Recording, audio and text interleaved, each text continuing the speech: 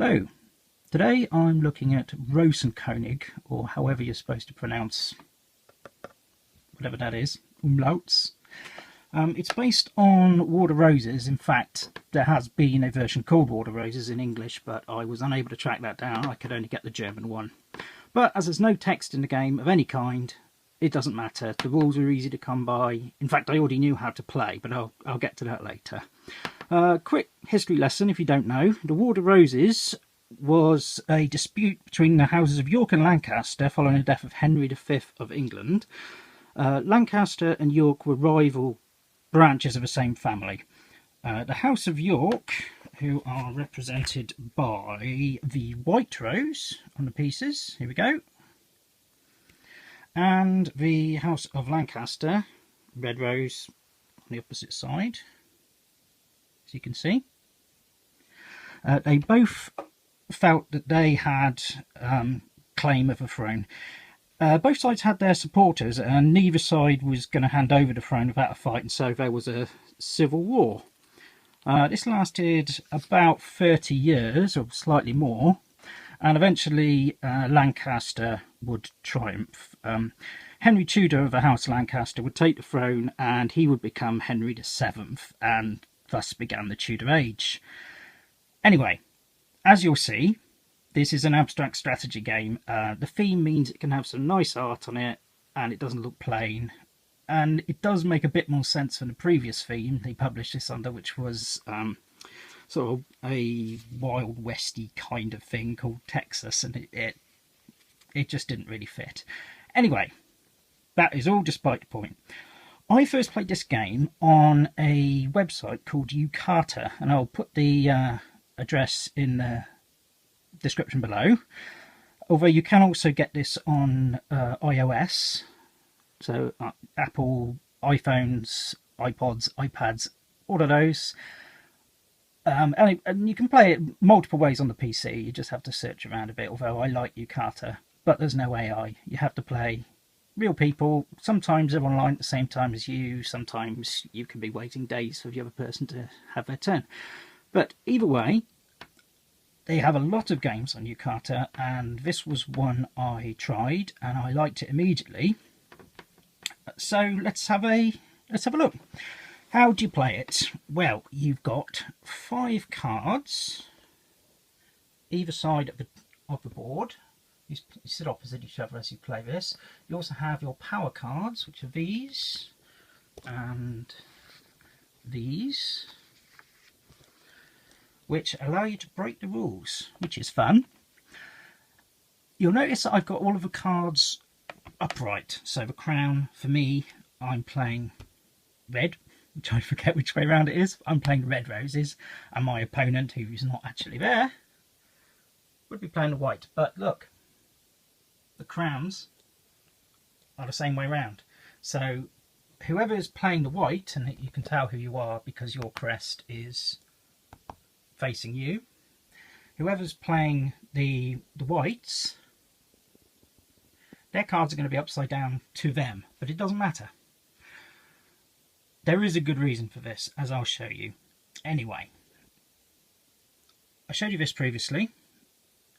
The idea of the game is to take over as much of the board as possible with your colour pieces. That is hard to do through a viewfinder. Anyway, this piece here is the crown, which everyone's fighting for, and at the start of the game it goes dead centre there. You see we've got a nice map on the board, which is utterly irrelevant, but it looks quite pretty. So during your turn, there's 3 things you can do.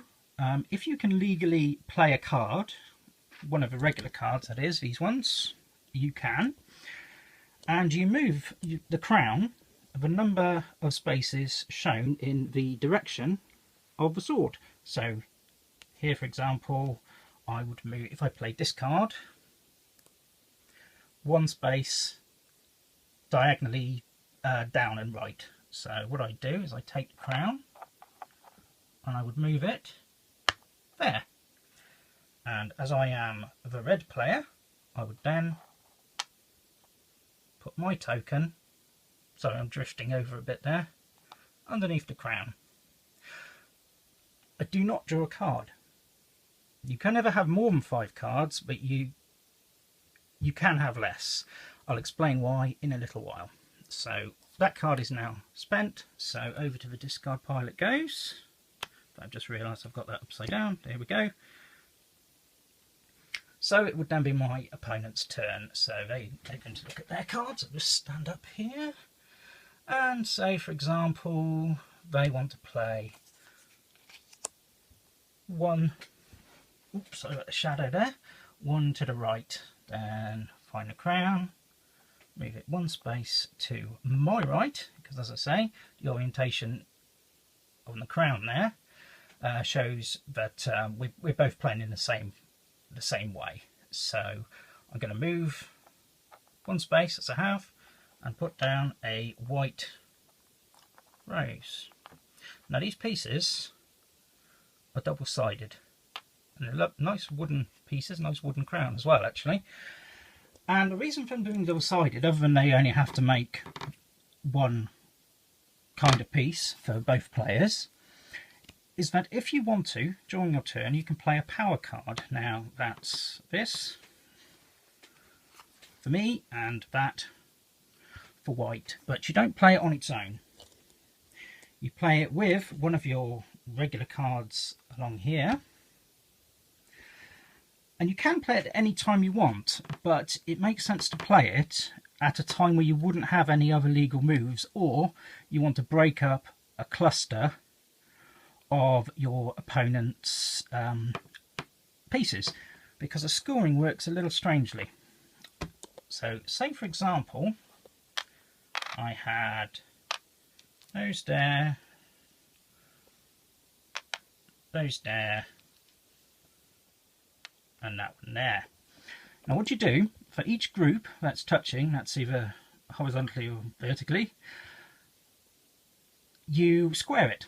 So you times it by itself. So this piece is worth 1. But these, 2 times 2, 4. So over here we've got 4 together. So that would be 4 times 4, which is 16. So it would be in my best interest to try and link these up. Because then I've got, what, 1, 2, 3, 4, 5, 6, 7, 8, 8 eights. Don't know, maths isn't that good, but anyway, I can use a calculator when we've finished.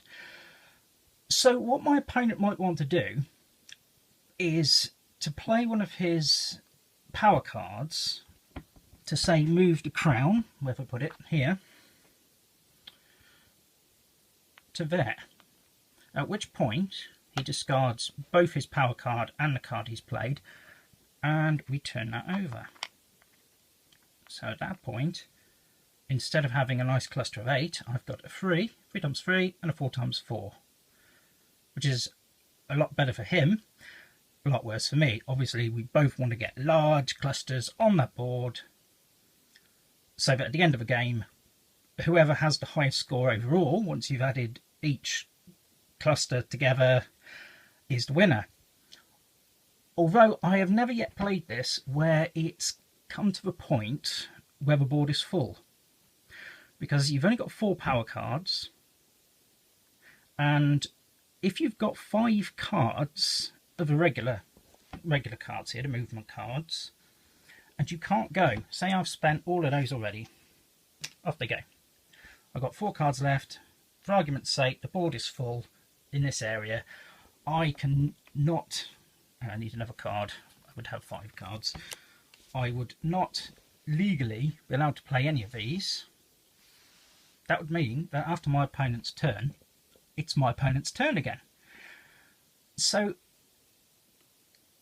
if you look at your opponent's cards, which of course are fully visible to you all the time, I forgot to mention also, by the way, during your turn, instead of playing a card or playing a card and a power card, you could draw a card, as long as you haven't already got 5, up until you to a point at which you do have 5, which is your maximum hand. It's not as complicated as I'm making it sound, I'm sure. Anyway, the point is, if I can't make any legal turns, my opponent keeps playing, keeps having as many turns as they can until such time at which I do have a legal move, in which case I then take that move and we carry on. The game ends in one of two ways.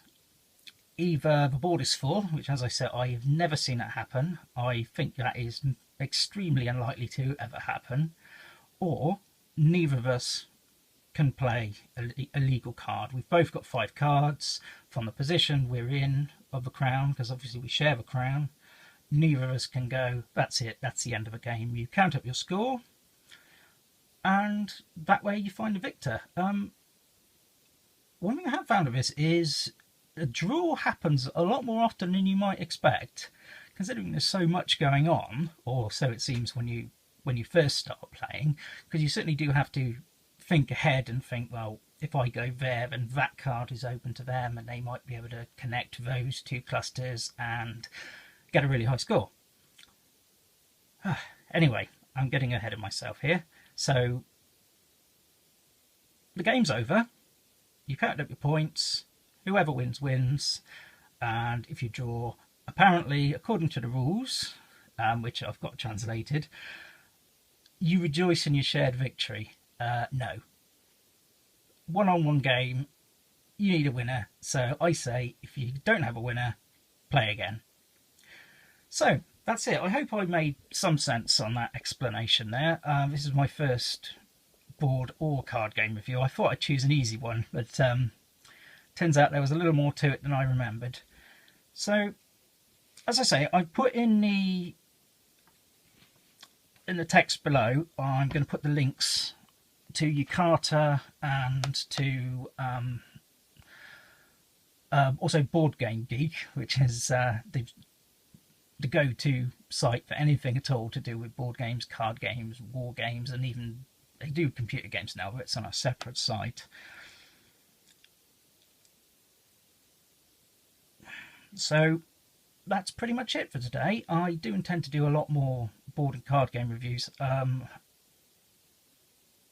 I hope I get a little better at this. I know I'm stumbling along a little bit, but I'm sure with time and practice I'll be able to get a little bit more succinct. But anyway, recommendation or not, well, it depends who you are. Do you like strategy games? Do you like abstract strategy games? Can you deal with the abstract nature of it? Because some people, if the theme isn't really relevant, they just feel like they're moving bits of wood around or bits of plastic around. Me, I like to have a theme, but it's not essential. I've got games that have themes which I can't understand how it's related. Some of the Cthulhu Mythos games are very much prone to that, and designers like Rainer Knizia, it's very difficult if you're collecting his games not to buy the same game 2 or 3 or 4 times, because he keeps renaming it, or his publishers do. So anyway, you may have a little difficulty getting hold of this. I'm sure at some point in the future Rio Grande or Queen Games or somebody will re-release this in English, maybe Z-Man Games. But in the meantime, if you go on to Amazon or eBay and search for Rosenkonig rather than Wars of the Roses, which will bring up endless things, and generally none of them are that related, you should be able to find one. I paid about £10 plus delivery for this, which I didn't think was too bad at all. I mean, it's second hand, but it's in very nice condition. Anyway, I am waffling. The point I'm trying to make is I have, as you can see, lots and lots and lots and lots of board games, card games, puzzles, all sorts of things. And at this point I'm hoping to get a video out of some description Mondays and Thursdays. And I'm not going to edit this. I'm going to put it down to practice. And as I say, I will be reviewing all sorts of things. So I hope to see you again. Goodbye.